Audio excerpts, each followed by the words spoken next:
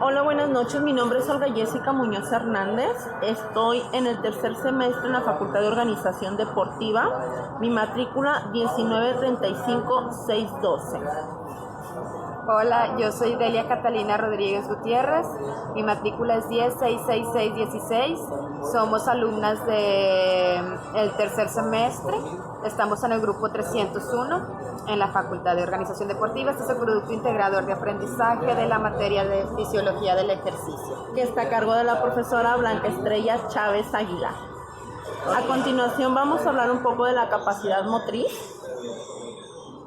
Pero para esto nosotros tenemos que entender dos conceptos muy importantes, que viene siendo uno la condición física, que se refiere a la suma de todas las cualidades motrices que repercuten sobre el rendimiento del individuo.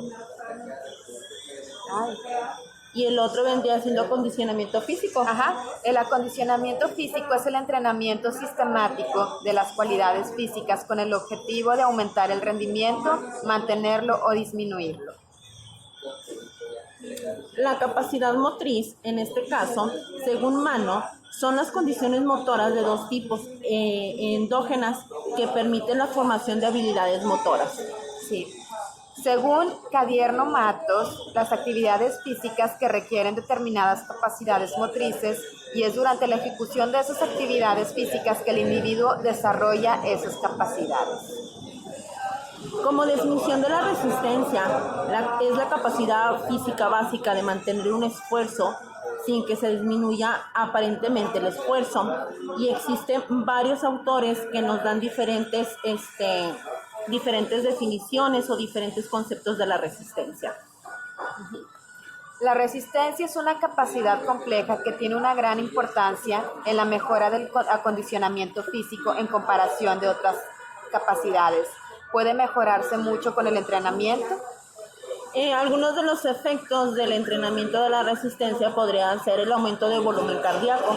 Este permite que el corazón reciba más sangre y en consecuencia expulsa mayor cantidad de sangre en cada contracción.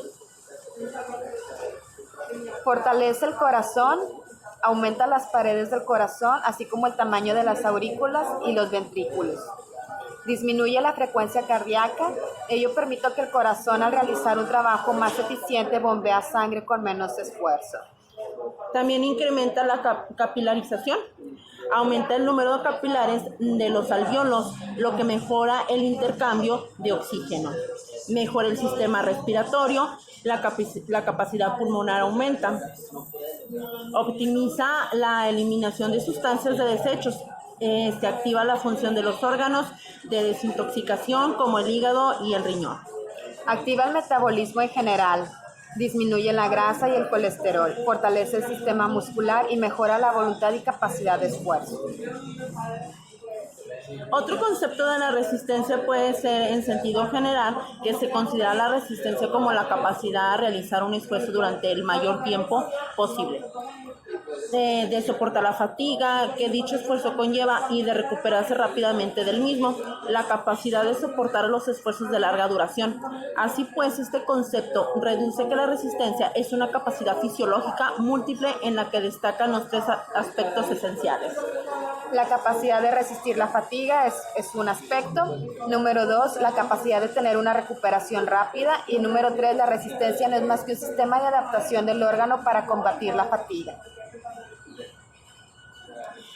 A continuación solamente vamos a mencionar algunos tipos de resistencia. En este caso vienen siendo dos, que son resistencia aeróbica y resistencia anaeróbica. La aeróbica se realiza en presencia del oxígeno y la anaeróbica es en ausencia del oxígeno. Los factores de conducción de la resistencia son varios, que hay que tener en cuenta a la hora de estudiar la resistencia, como vienen siendo las fuentes de energía, el consumo de oxígeno, el umbral anaeróbico, la fatiga.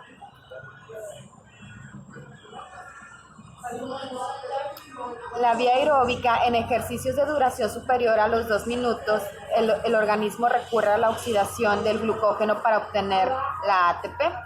Es decir, se produce una reacción química a nivel celular en la que se utiliza oxígeno para provocar la combustión del glucógeno. Esta vía interviene en esfuerzos prolongados de intensidad relativa baja o media.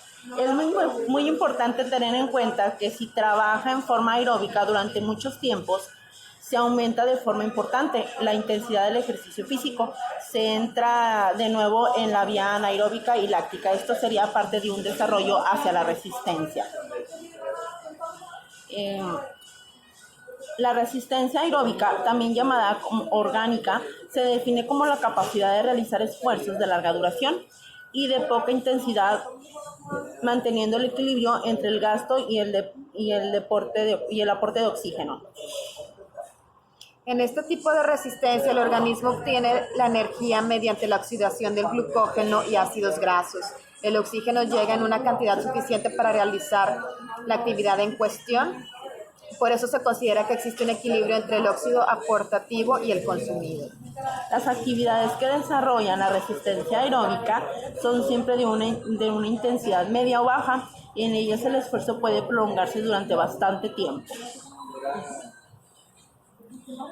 Existen varios sistemas para desarrollar la resistencia. Vienen siendo uno el sistema continuo, una carrera continua, que tienen diferentes objetivos. Por ejemplo, en la carrera continua, su objetivo es aprovechar el máximo de absorción de oxígeno e incrementar la metabolización de las grasas.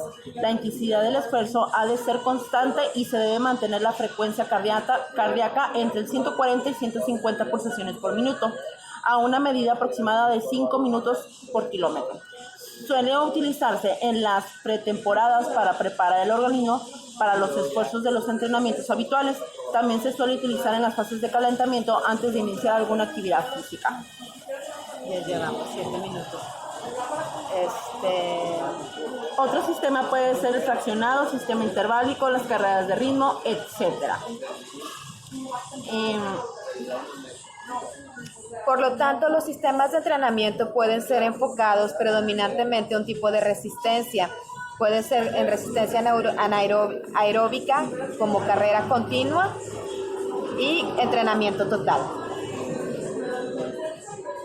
Las fuentes de energía, primeramente se produce una oxidación de la glucosa. El organismo hace uso de las reservas del glucógeno del músculo y del hígado.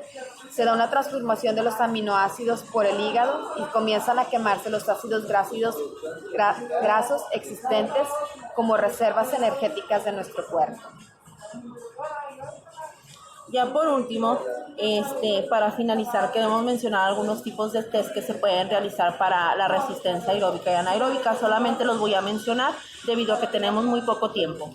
Se puede utilizar el test de Coors-Navet, el test de la Universidad de Montreal, el test de Cooper, el test de los 5 minutos, el test de Valke y el test de kilómetro.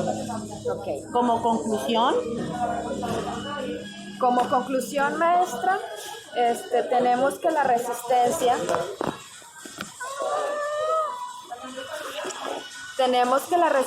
es la capacidad física básica en que consiste en realizar un determinado esfuerzo físico o de mayor tiempo posible. La resistencia aeróbica es la capacidad de nuestro cuerpo o metabolismo de aplazar o de soportar una fatiga y el agotamiento más allá del cansancio físico o psíquico. Y pues este tipo de resistencia, o sea, el esfuerzo a largo plazo, son ejercicios de larga duración como ciclismo, correr, subir montañas, sería un ejemplo.